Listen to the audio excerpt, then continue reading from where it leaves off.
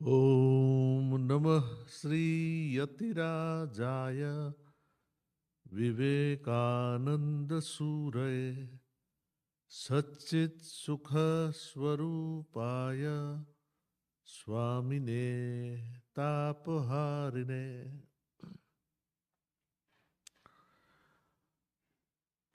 I had been a student of one of the Ramakrishna Mission schools. Hence, as we have grown in life, we have been used to considering the frame of Swamiji's life as a reference point, whereby incidents of history are compared, recorded in my mind, that is, right? So, any literature from a person must have the influence of events he has gone through in his life. So, with Swami Vivekananda. In fact, Vivekananda is more known as a Vedantic sannyasin, a scholar, a philosopher, as a person who had encouraged the masses to rise up and be free of the yoke of foreign rule. These are the many sides of his character, of his personality.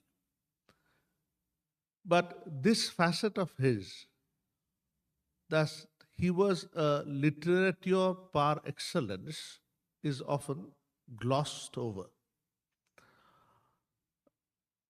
I know a lady researcher who has obtained PhD in English by working on the English compositions of Swami Vivekananda.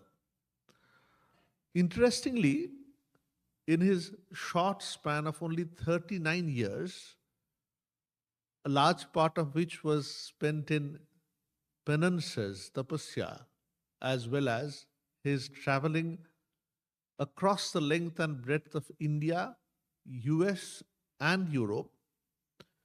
In fact, rarely would you see in those days a person traveling to so many places, and that too without a definite source of income, often without anything in his pocket. The courage, the audacity, if you could call it, to face nature, to face obstacles, is something that can encourage us as well. So, when you look at Vivekananda's poems, it is naturally fraught with his experiences throughout his life. And to cap it all, his compositions have been in English, in Bengali, in Sanskrit as well. This is no mean task.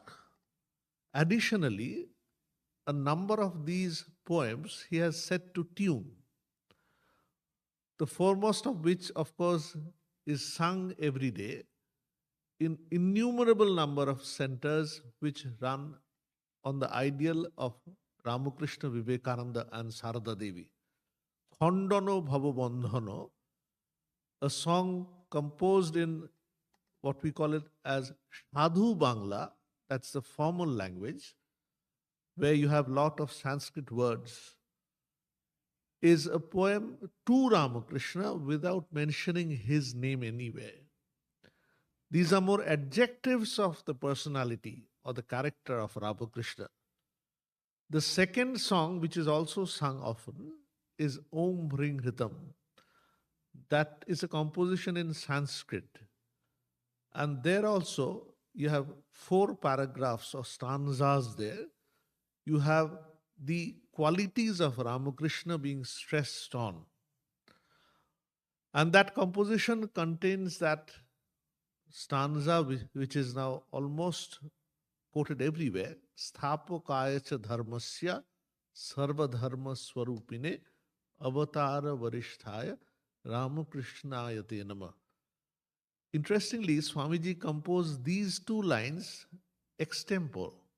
He had gone to the house of a devotee in Howrah. And there, in his house, sitting there for performing the worship of Ramakrishna, he had extempo composed these lines. And Swamiji also was an adept musician. At the age of 23, when he had not been a formal sannyasin, he and Boykunthanath Boshak had compiled a book of songs. This book, Shongit Kalpotoru, has a long introduction where you find discussion on the nuances of raga, tala, etc. It is obvious that Narendranath, the pre-monastic name of Vivekananda, was the main person who wrote that article. So this many-faceted personality that he was, we will, because of our time constraint naturally, be taking up a few English poems. Within the English poem also, there are varieties. There are various types of poems. Some written in the US, some in India, and some written as parts of letters, right? His letters were often literary pieces in their own right. In fact, many of his letters have inspired generations of persons to give up hearth and home, to take up this challenging life of a monk. This clarion call had often been given through his letters. Now, of course, letters are now a far cry. With emails and WhatsApp groups coming in, you don't write letters nowadays. But in those days, letters were a form, a medium by which one conveyed what he or she had in his mind. So let us take up a few poems of Swamiji to stick to the topic in hand. So we will start with the poem which is very much discussed in America, in the different Vedanta societies, that is, to the 4th of July. You can understand the significance of this poem in this country. And the background of this poem also is interesting. Swamiji had returned to India in 1897, and after a few months, some of his Western admirers had assembled. Many of them knew little about India as such. They had seen Vivekananda, they were inspired by him, but they didn't know the culture and the history of the land. And thus, Swamiji took upon himself as a responsibility that he would educate them properly in the hoary tradition of the land. Especially, there was Margaret Elizabeth Noble, who had come to devote her life to the education of women. And for her, knowing the tradition of the country was all the more necessary. So, in the northern part of India, you see Swamiji in 1898 there, along with 3 Western disciples or admirers, namely Margaret Elizabeth Noble, she was from England or Ireland, and the remaining 2 were both from America, namely Josephine MacLeod and Mrs. Oli Bull. Why I gave this introduction was, on the 4th of July of 1898, Swamiji had kept it a secret. They were staying in 2 separate houseboats. The Western devotees in one houseboat and Swamiji himself in another one.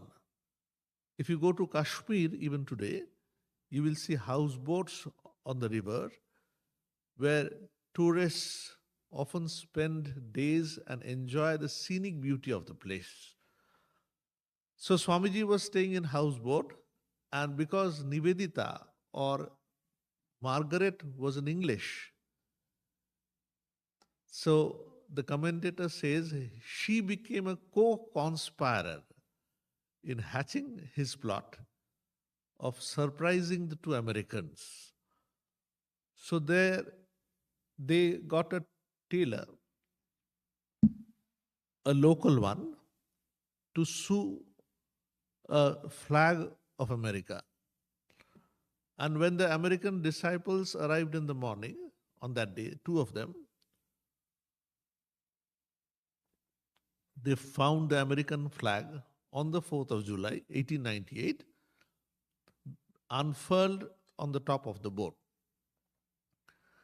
Naturally, they were very happy.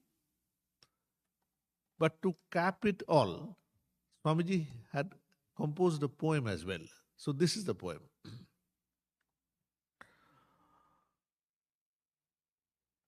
The last part of the poem doesn't discuss the independence of America alone. It speaks about the freedom of the soul, not of a particular country. And what a coincidence, only 4 years hereafter, that is from 1898, on that very day, 4th of July, Swamiji would give up his body. As the incident in his life says, he asked one of his disciples, Swami Shuddhananda, to bring the almanac a few days earlier, and there had stopped on that very date. So people surmise that Swamiji had decided on his date of leaving the body. That was a boon that he had received from Amarnath, the Lord Shiva, who resides in the lap of the Himalayas in Kashmir. So I'll first come to the poem. To the 4th of July. Behold, the dark clouds melt away, that gathered thick at night and hung so like a gloomy pall above the earth. Before thy magic touch, the world awakes. The birds in chorus sing. The flowers raise their star-like crowns, dew set, and wave thee welcome fair. The lakes are opening wide in love, their 100,000 lotus eyes, to welcome thee with all their depth. All hail to thee, thou Lord of light. A welcome new to thee today, O Sun. Today thou sheddest liberty. So this first stanza of the poem, it tells about the external nature, as it were, becoming jovial at the prospect of a nation gaining independence, of the different freedom struggles that you read in contemporary or modern history. America's independence is one of the earliest. In 1776, America had its independence. In 1789, you had the French Revolution. In 1917, long thereafter, you had the big movement in Bolshevik Russia. And so then follows the independence of India in 1947, etc. So that is even in 1898, what he is discussing, mentioning, or remembering was a fact of history which took place more than 120 years earlier, right? So the external nature, as it were, is happy at the prospect of people becoming free and having a land for themselves.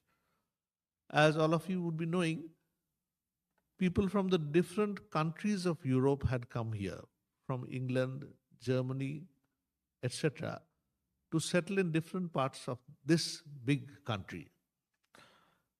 But in course of time, they started feeling that they ought to be a separate nation of their own. Because in the middle was the huge yawning ocean, the Atlantic Ocean, right? And there it was, that the country was born anew. Of course, the earlier,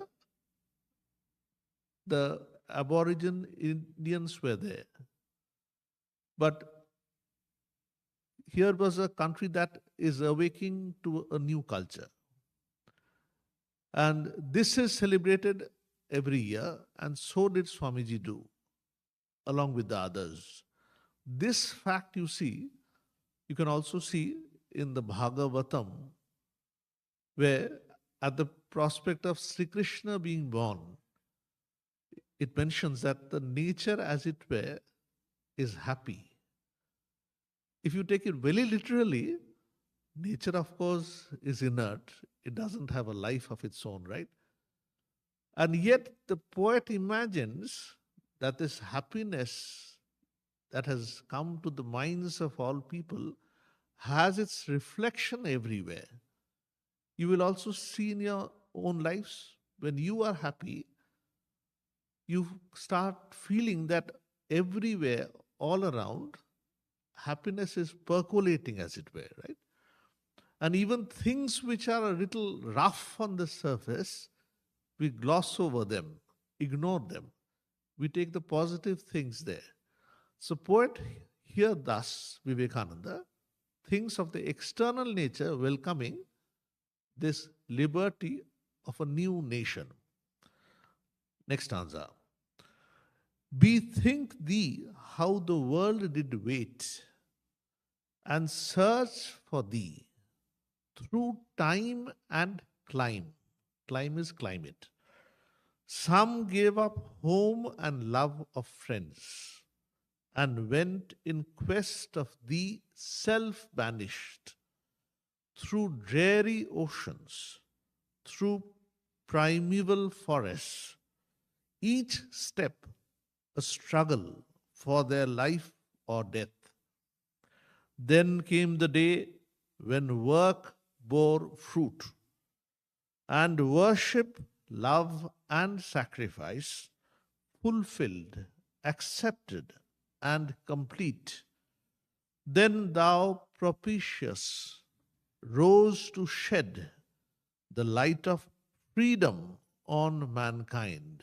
So the first stanza had the word liberty. Second stanza has freedom. He here in this stanza, he conveys his respects towards those who had fought for independence, had sacrificed their careers for independence, right? In other nations also, in India too, men charged with the love for their motherland had given up their career, even their lives. Even today, we remember those sacrifices. In fact, Ramesh Chandra Majumdar, a very reputed historian, calls Vivekananda the father of Indian national struggle or Indian freedom. To his reading, he says, it was Vivekananda, through his clarion call, those he gave in his lectures from Colombo to Almora, had asked the country to rise up. There have been so many wonderful scriptures in India, but those need to be applied. He would say somewhat wryly that, well, in our countries, the highest truths have been declared, but these need to be put into practice. Often, because of caste barriers artificially created, people had pushed down a large majority so that they remain almost like brutes.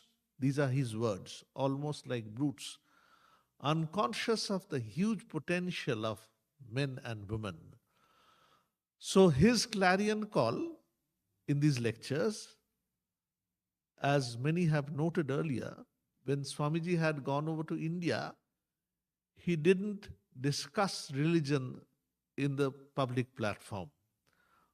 All of his best books, whether Raja Yoga, Jnana Yoga, Bhakti Yoga, or Karma Yoga, these have been based on lectures delivered in America or in Europe.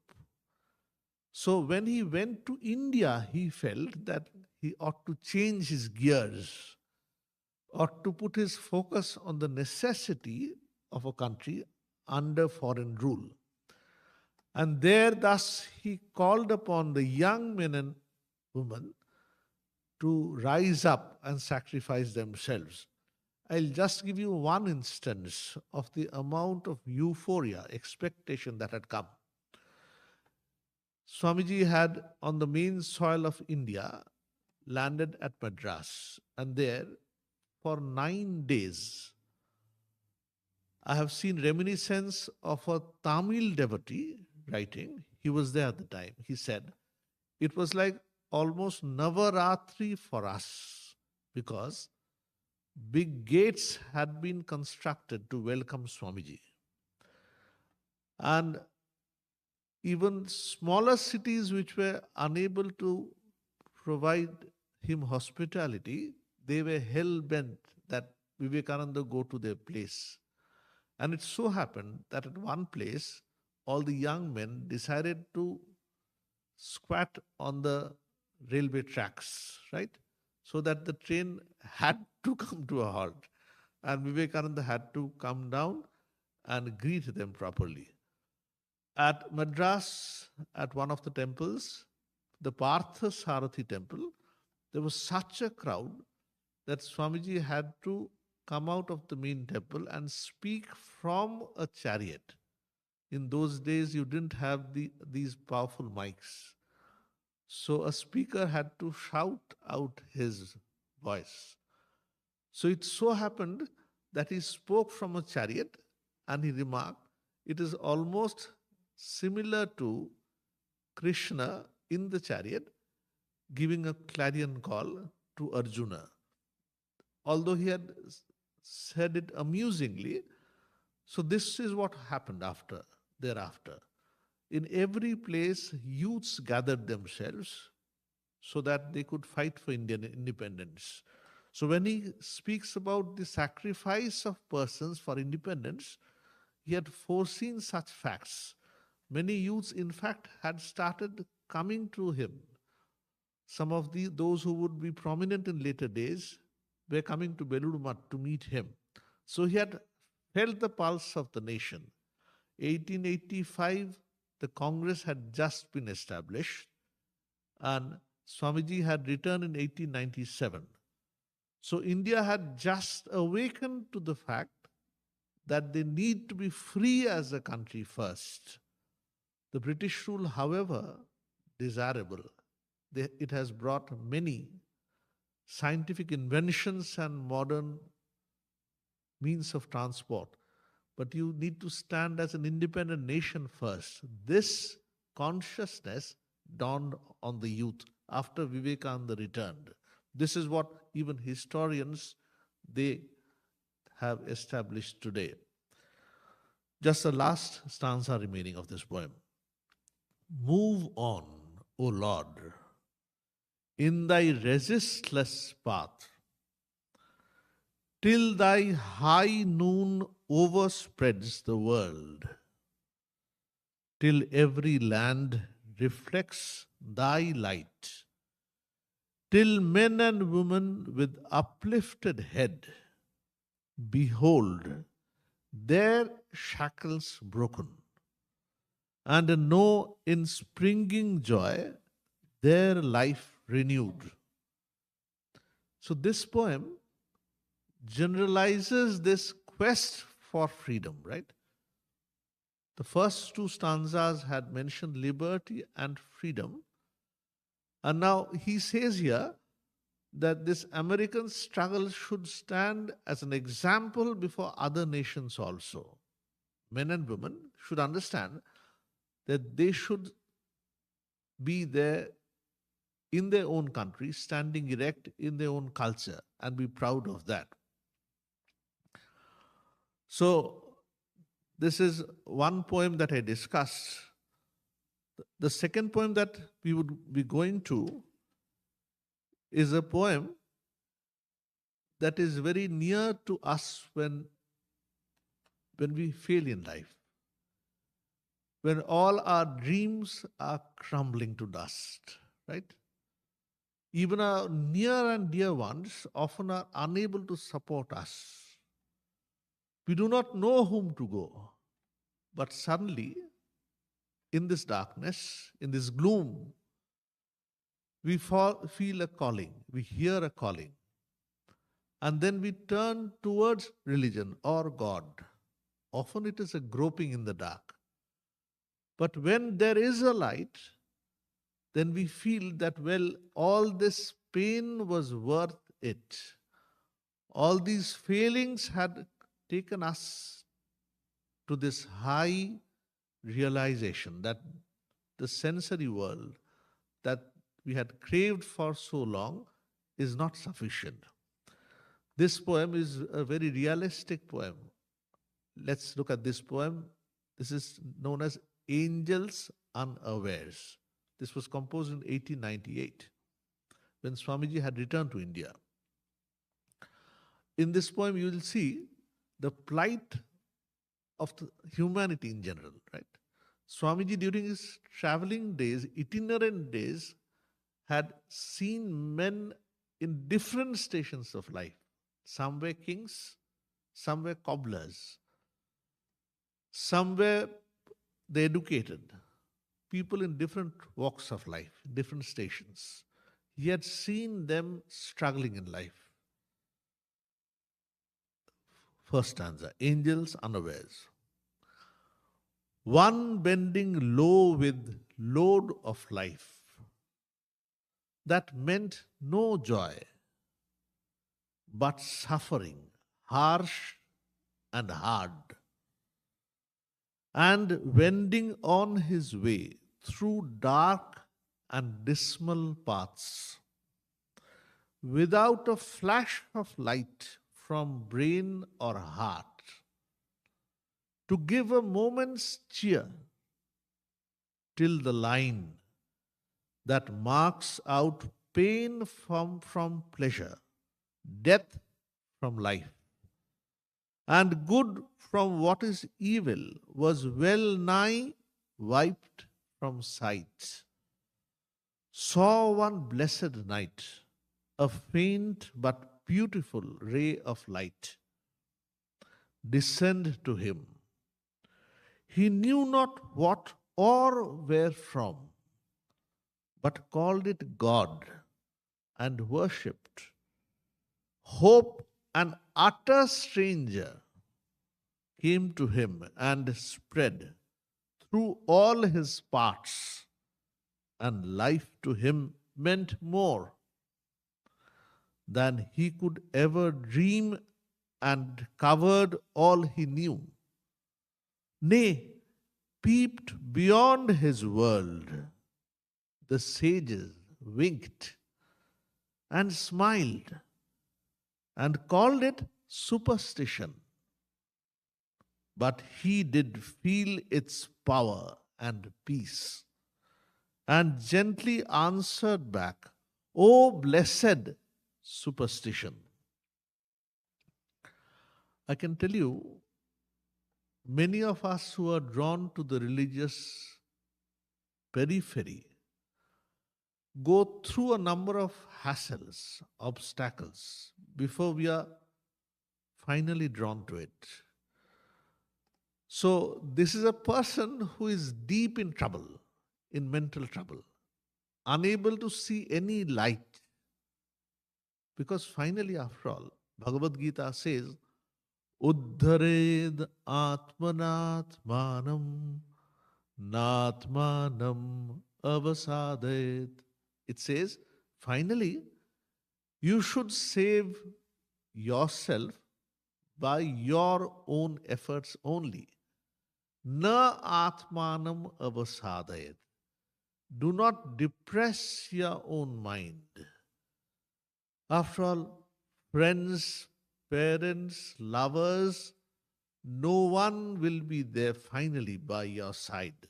At one point of time, you must stand erect and take the whole responsibility on your own shoulders, right? So, to this truth to dawn in the mind, it takes time. Earlier, we look for different props, helps, counselors, teachers, gurus, right? But finally, at one point of time, you see within our own minds a light, a calling, a place where you can depend on. Probably when you go up to others and tell about your realization, about your feeling, they can tease you and tell you, well, religion. Are you going to the Vedanta society? Why suddenly you have taken to religion after all? There are so many avenues for channeling your energies. Aren't you not contented with this? Or they will tell you, well, are you sufficiently aged that you have come to the Vedanta society? Because people come to religion only when they are done with life. Why are you going there so young in life after all, right? But at one point, sometimes we understand, well, all our supports that we had thought about, they had all betrayed us or they were insufficient. So you require a power within yourself. When that comes, you feel you do not know all the intricacies of religion yet, but yet you come. It has happened to many of us, right? So, next stanza. The next stanza is about a person who is now established in life. He has money, wealth, property, name for himself or herself. He has, for the time being, felt all this religion is bogus after all. These are only meant for the ignorant, for the superstitious. But at one point of time, after he has gone up, first stair, second stair, third stair, suddenly his legs slip and down he rolls down the staircases. Then he understands, well, you need to have a strong ethical backbone. You need better values in life. This is such a person. One drunk with wine of wealth and power and health to enjoy them both, whirled on his maddening course, till the earth, he thought, was made for him, his pleasure garden, and man, the crawling worm, was made to find him sport, till the thousand lights of joy, with pleasure fed, that flickered day and night before his eyes, with constant change of colors, began to blur. You haven't had an attack, coronary thrombosis, right? His sight, and cloy his senses, till selfishness, like a horny growth, had spread all over his heart. And pleasure meant to him no more than pain. You see your relatives enjoying life, and you are confined to the wheelchair, you feel a pain within, right? Bereft of feeling and life in the sense so precious, joyful once, a rotting corpse between his arms, which he forsooth would shun. But more he tried, the more it clung to him, and wished with frenzied brain 1,000 forms of death, but quailed before the charm. He or she wants to commit a suicide, but even that she can't. Then sorrow came, and wealth and power went, and made him kinship find with all the human race in groans and tears.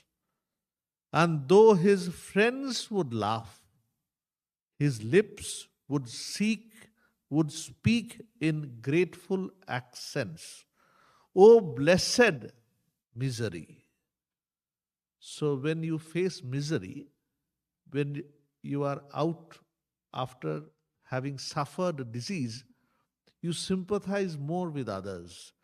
When you have suddenly suffered financial crisis and then you come out of it, then you see another person, you sympathize her with her all the more, right? Third stanza. So first one was a person out of mental stress. Second one was a person who had been through prosperity and now looks at the world newly. Third stanza. One born with healthy frame, but not of will, that can resist emotions deep and strong, nor impulse throw, surcharged with potent strength, and just the sort that pass as good and kind, beheld that he was safe whilst others long and vain did struggle against the surging waves. He has somehow been satisfied, been content with the understanding that, well, I have conquered my senses. I won't slip after all, right? He had the overconfidence in her. He or she had this, right? Till morbid grown, his mind could see like flies that seek the putrid part, but what was bad. Then fortune smiled on him, and his foot slipped, that opened his eyes forever and made him find that stones and trees never break the law, but stones and trees remain.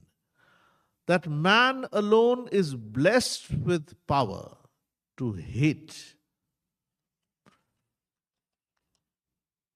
and conquer fate, transcending bounds and laws. From him his passive nature fell, and life appeared as broad and new, and broader never grew. So long he had thought that he was strong enough to withstand the attraction of the senses of the world. But suddenly, in one moment of weakness, in a phase of weakness, he had slipped. And then when he came out of that, he understood that it was a wrong step to take. He sympathized all the more with others. He understood that so long as you have a body, you have the propensity to fail as well. There's a couplet in Bengali, it says, Purbe sadhu urbe chai, tobe sadhur gun gai. Unless you pass away, unless the body falls, unless you are burned to the ashes, purbe chai, you should never believe yourself. Tobe sadhur gun gai. Then only you can call a person a sadhu, an honest man or a woman. Because you must see throughout the whole of the life, and especially where she or he had finally arrived at. You mustn't take snapshots of the life. That would only give you a partial picture of the life. It began to break. He sees real light and glimpse of that where peace eternal dwells. Yet one can only reach by wading through the sea of struggles. Courage giving came. No option to struggle. It cannot be a cakewalk, this life. You must have to struggle. You cannot say that you have had a retirement in the struggles of life. You take retirement from your particular profession. But this struggle to reach the higher goals, this must continue throughout. Then looking back, the poem continues, then looking back on all that made him kin, relations, kin. These have made him a kin to stocks and stones, and on to what the world had shunned him for his fall. He blessed the fall, and with a joyful heart declared it, blessed sin. These three stanzas, you see, all of us, we have our human failings. But this only remind us, these verses, that, well, these failings are only meant to take you still higher. After all, each soul is potentially divine, the Upanishads have said. But sometimes the cover is thick and sometimes slim. So you need a continuous brushing of the cover, as it were, of the mirror. The more you do so, the more you can peel off the cover, the divinity within, it shines forth. I'll go to the next poem. So this poem, known as the Song of the Free, Maharaj was just mentioning it. This tells you about a person who is already free or has tasted freedom. You must have heard the poem, The Song of the Sannyasin. The basic tenor is somewhat similar. So, the Song of the Free. The earlier one, as you had understood, was related to a man or a woman who is still struggling on, right? So as you struggle on, finally you reach a floor where you have a peace, when your struggles have quietened. So here is a poem, The Song of the Free. The wounded snake its hood unfurls.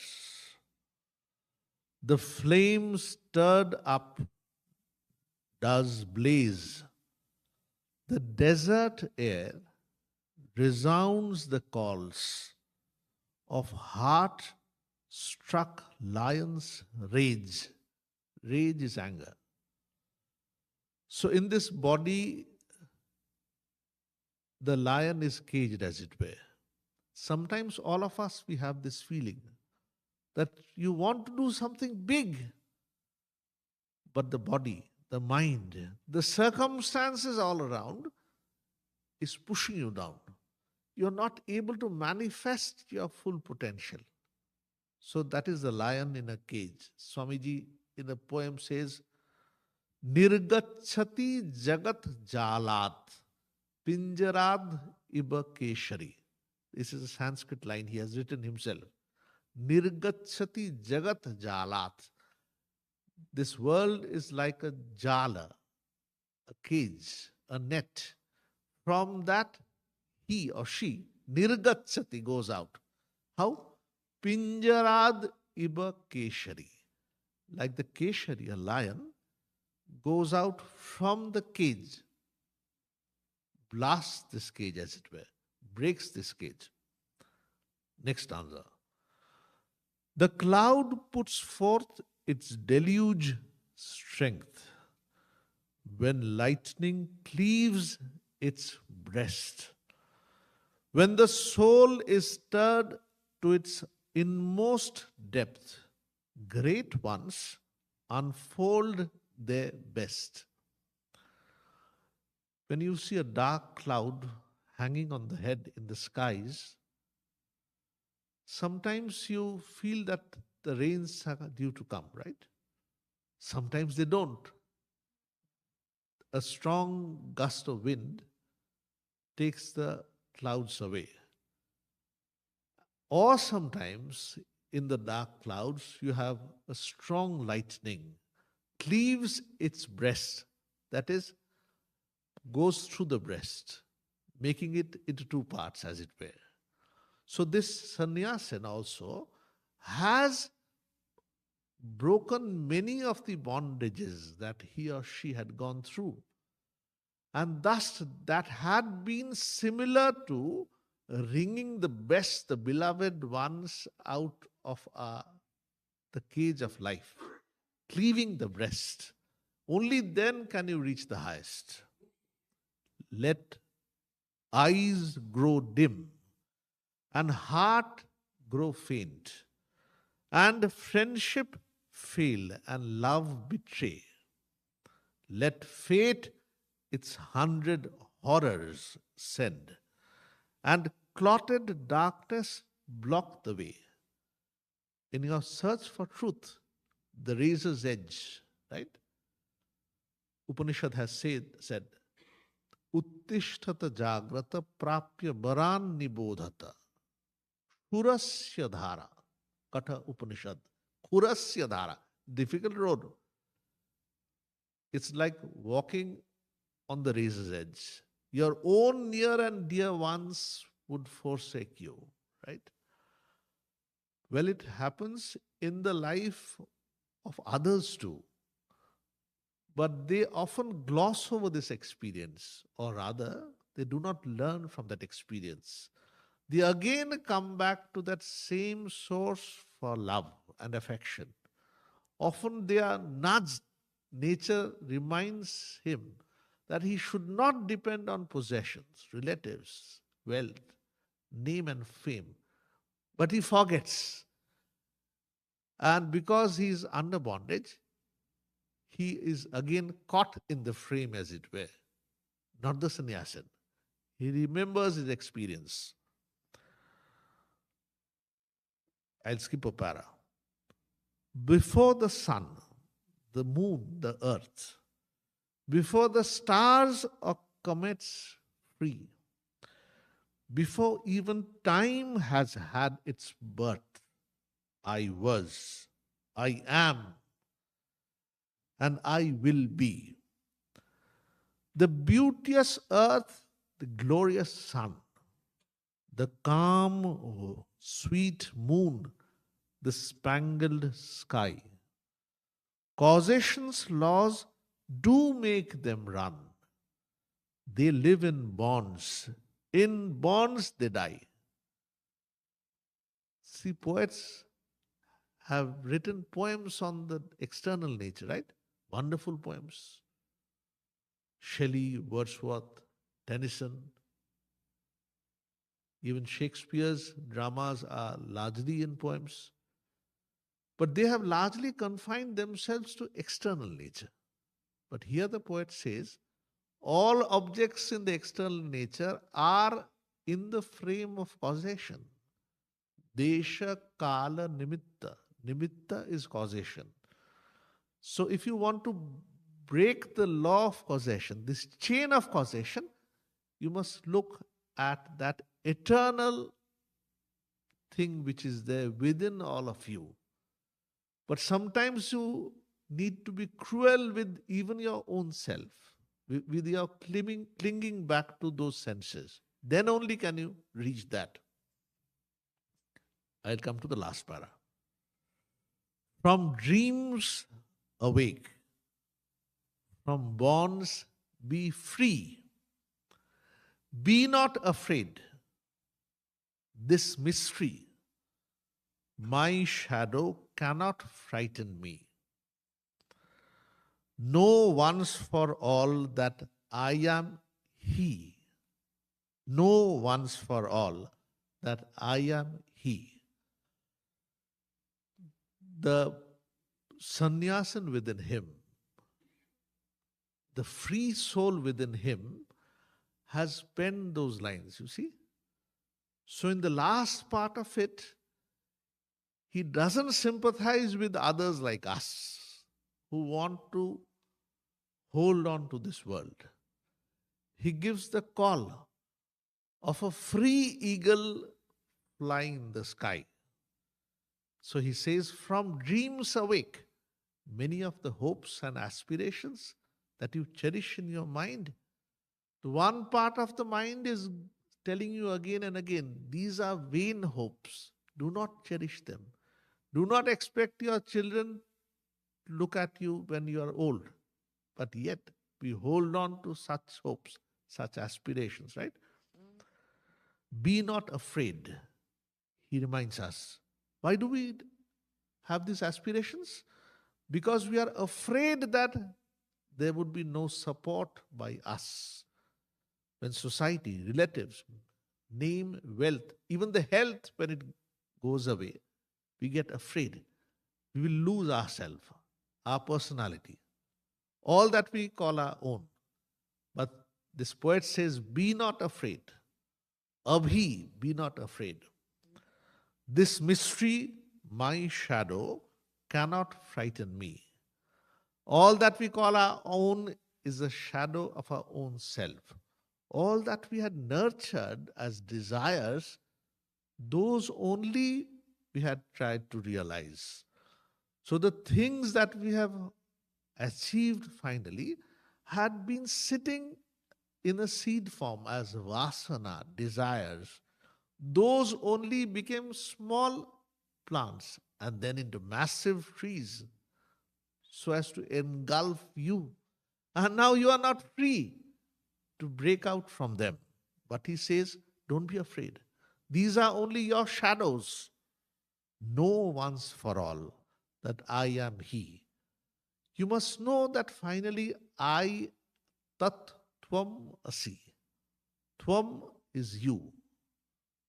Tat is that Brahman. You are that Brahman, this declaration, right? The corollary of this declaration will be that you are not the body, you are not the mind, you are not the senses, neither are you the objects. You can say, these are wonderful intellectual juggleries, Swamiji, but are these realistic? Advaita Vedanta says, listen to this great truth again and again. All of us, at some point in our lives, we wake up to this truth. Again, we lie down. Again, we like to fall asleep because that is easier. Because living up to this truth, which sometimes dawns in us, will require sacrifice. Giving up these bondages of your relatives, name, fame, possessions, even your own body.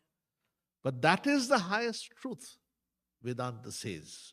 So Swamiji has ended with this line, know once for all that I am He, Brahman, right?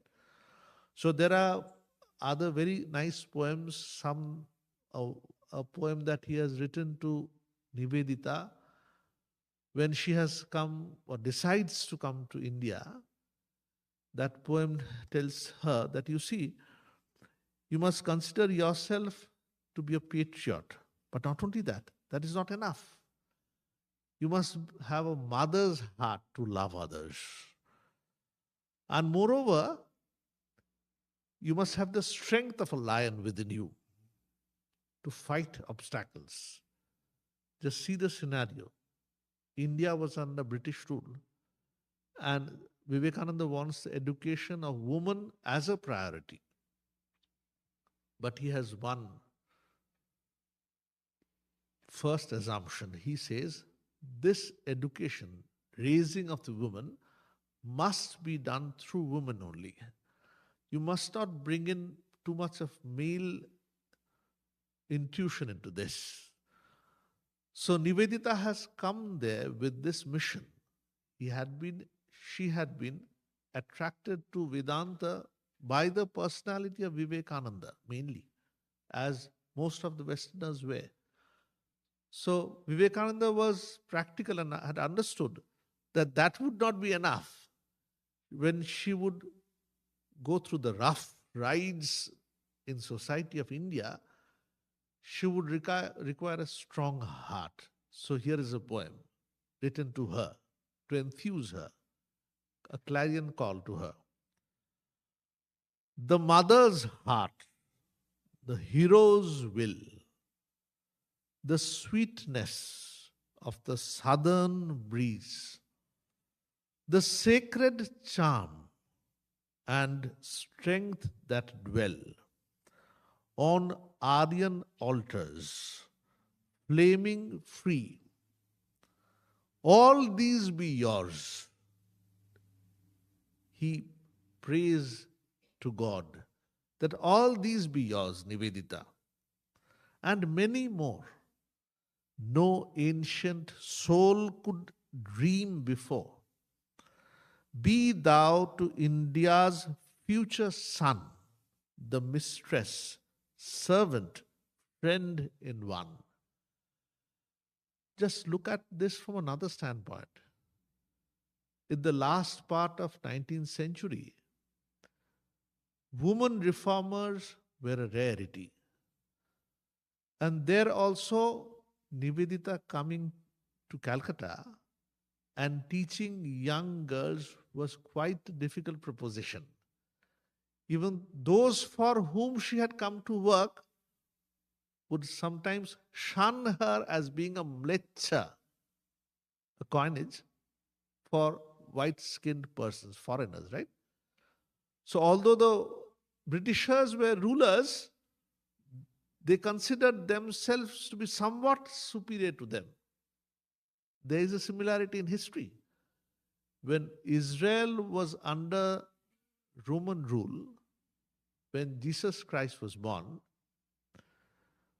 although they were under the Roman rule, the Roman governor had to obey their diktats.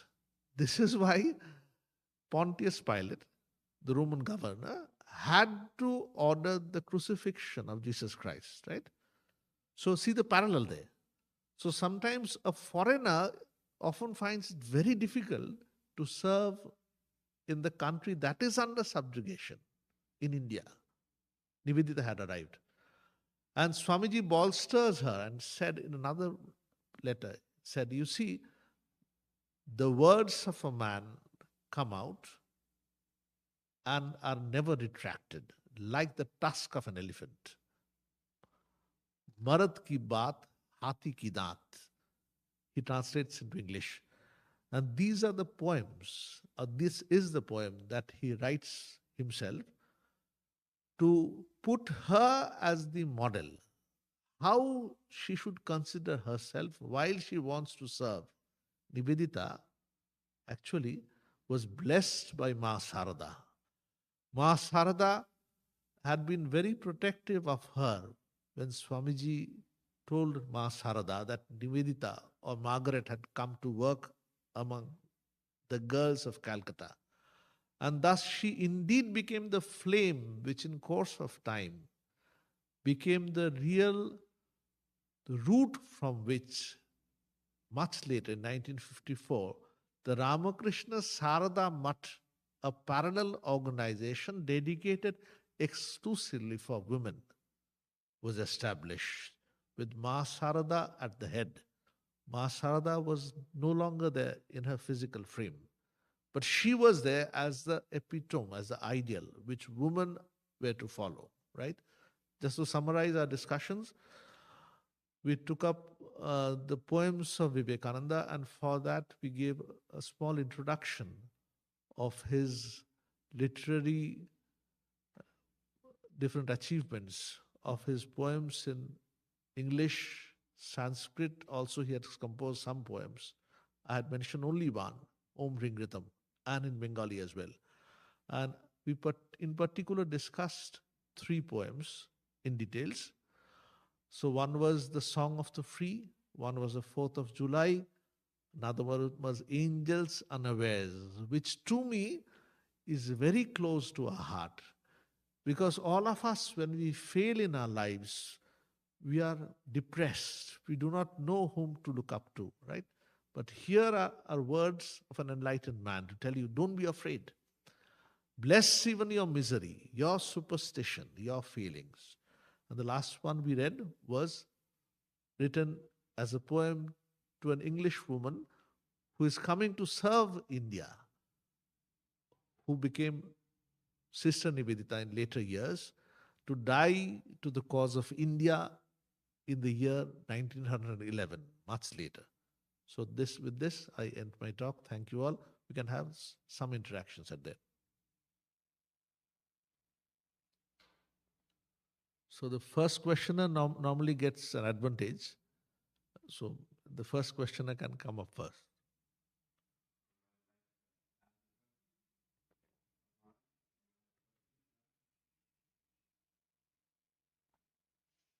To set the ball rolling, as it is said. Yes, ma'am. Certainly. Not a question, but I will ask you to read the penultimate verse of the Song of the Free and compare it with Ishavasya Upanishad, chapter number 6. It's difficult. I just have it. Song of the Free, right? That's I just read. Song of the Free. You skipped that, and that's my favorite verse. Was Song of the Free, 28.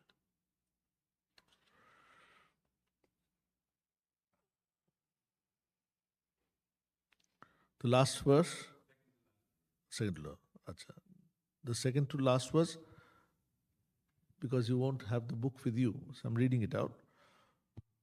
The Song of the Free, the penultimate verse. Not two nor many, 'tis but one. And thus in me all me's I have. I cannot hate, I cannot shun. Myself from me I can but love. Yes, Ishavasya has a similar verse. Huh? So, Ishavasya sarvam yatkincha jagatyam jagat tena tyaktena bhunjitha ma gridha kasya svidhanam. There is one line a little later. He doesn't hate anyone. Na vijugupsate. Vijugupsa means hatred, right? So let's look at the first lines first. Isha vasyam idam sarvam.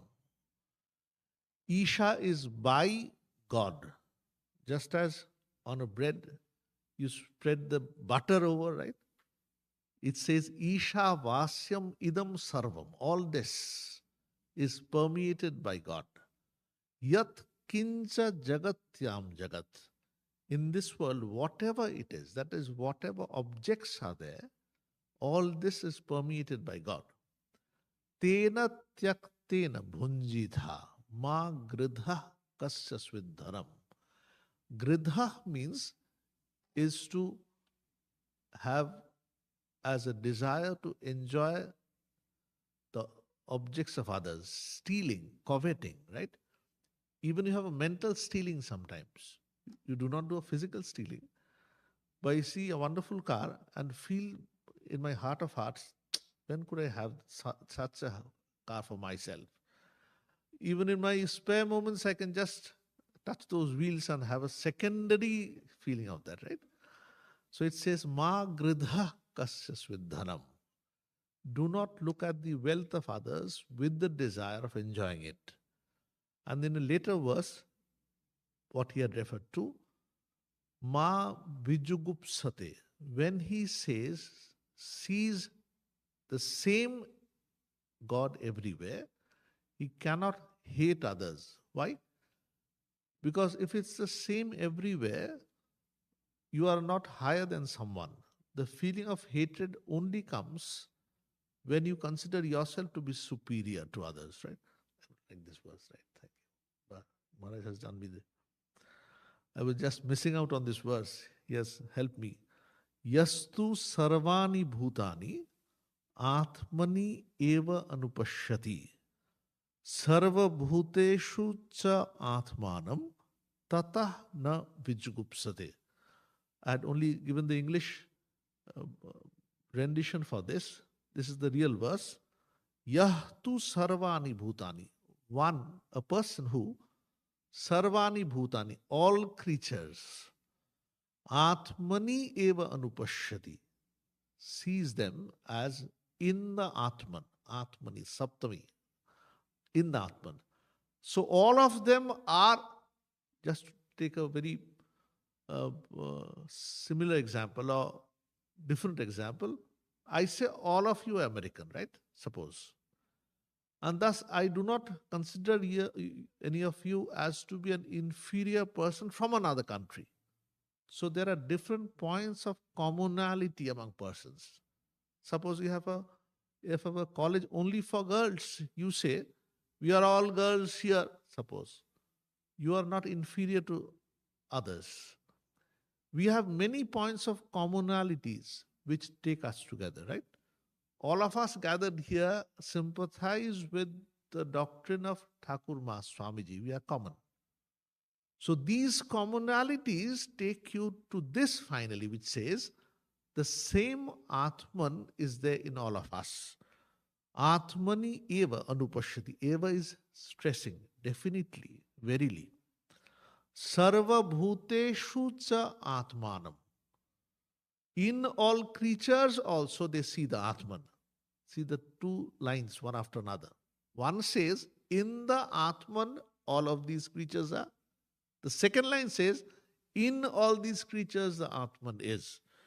In case you do not have the experience fully, it definitely ensures by giving the logic in two separate lines that you understand that essentially Atman pervades everything.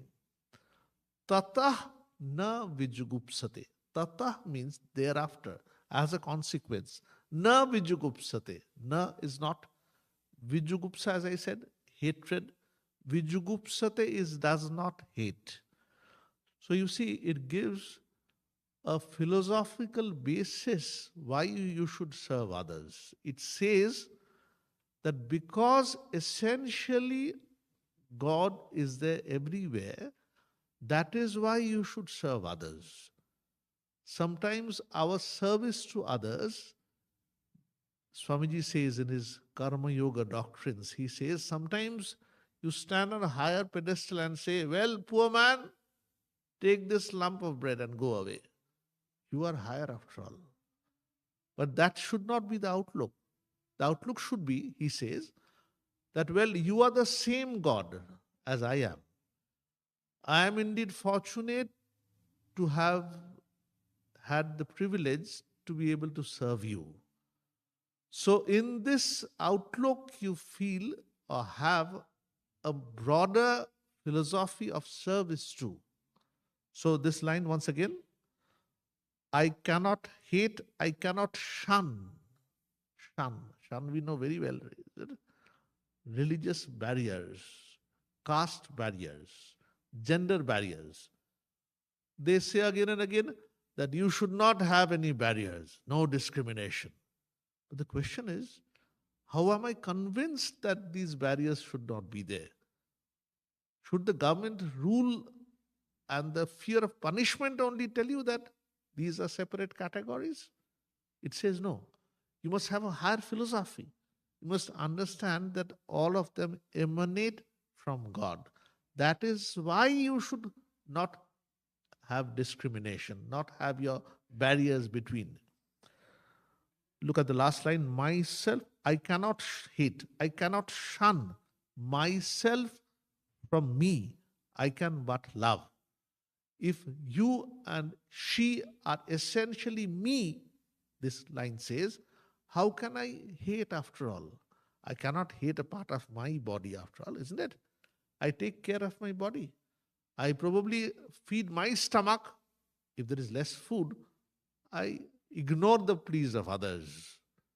But if I sincerely feel that all of you are me only, how can I shun others? How can I hate others? Right? So that was a very good question. Thank you. Acha, certainly. 1 second. Next sloka of Isha Upanishad. Because both are basically the same. The seven slokas reiterates what you discussed on 6th. Just, Maharaj is getting me this sloka. Isha Upanishad has only 18 slokas. It is considered one of the oldest of the Upanishads. It is a part of the Rig Veda. There are 4 Vedas, and the Vedas, the essence of the Vedas, of the Jnana Kanda, are known as the Upanishads. The Upanishads are quite a few in number. Isha Upanishad is one of them. has only 18 Upanishads, but it is very sublime. So I go to the seventh one. You remember the seventh one. Yasmin sarvani bhutani atma eva abhut vijanata tatra ko moha kah shoka ekatvam anupashyata. So I like breaking up the words because, to my understanding, as you get to know the meanings of the words, you can sip the nectar more, right? Sometimes people read the running translations, but unless you know the words, to me, the juice, whole juice, uh, sometimes sometimes you need to chew the fruit well to extricate the juice out of it, right? So this is how knowing the meanings of the words help. Yasmin sarvani bhutani. Yasmin is in which sarvani bhutani, all creatures. Atma eva abhut. Abhut is present. Bhudhatu is to be present. Atma eva abhut vijanata. Vijanata is to know. Vijnana, vijanata. So the knower knows that in this sarvani bhutani atma eva.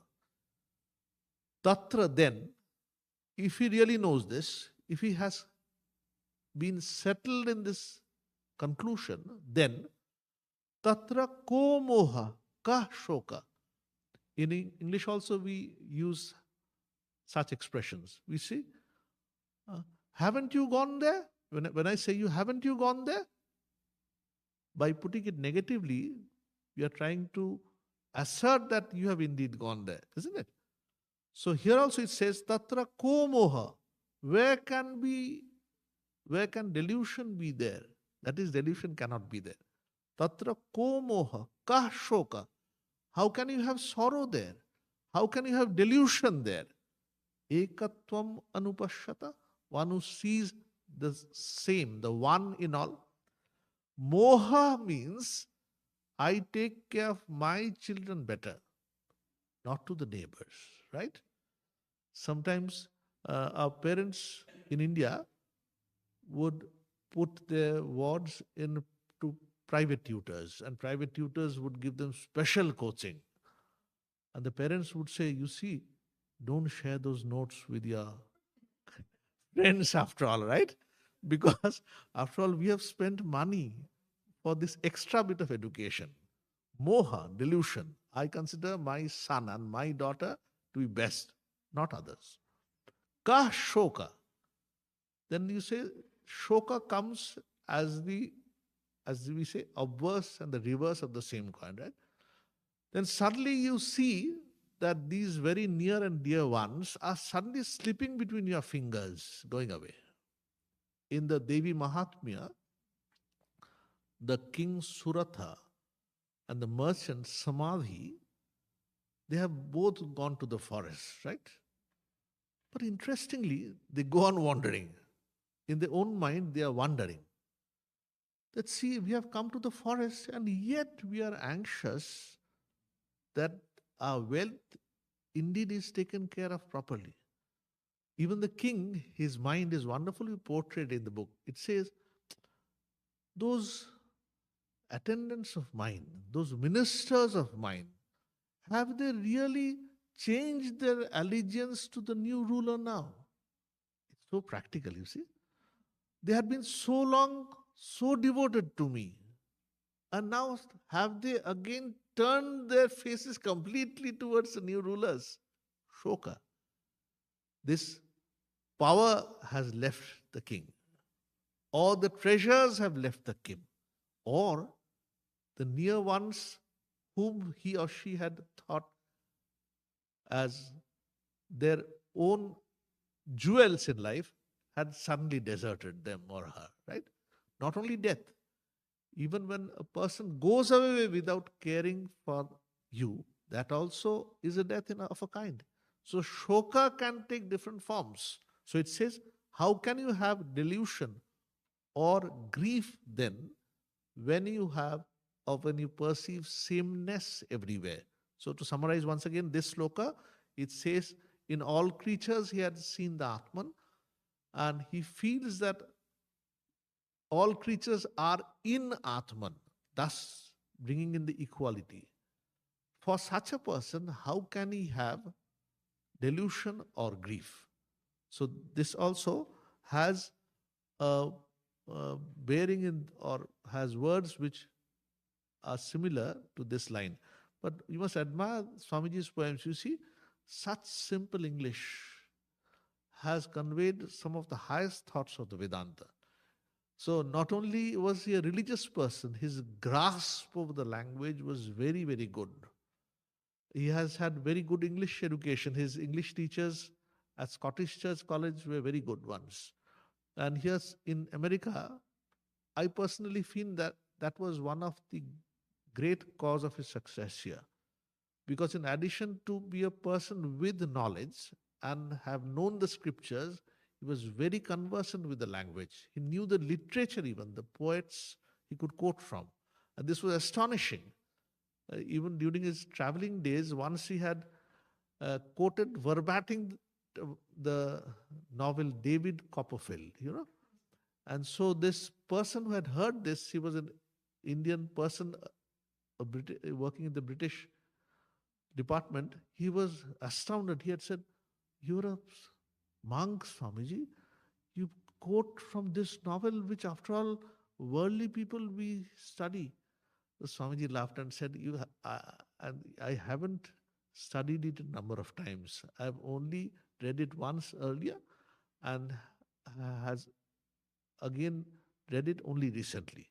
But such was his concentration and his memory that his retention was fantastic. This is no exaggeration. Again and again, there have been proofs of this in his life. So thank you, all of you. And for me, especially, when I came to Houston, it was the Houston Durgabadi which had extended me an invitation on the Bengali Navavarsha. Especially Mr. Champak Shadhu had been very instrumental in this. And this is how the journey started. And it's only fit, appropriate that for me, journey, for everyone, your journeys would be longer. I pray to God. But for me, this journey, this time, ends with this lecture. Tomorrow, I'll be returning to India, right?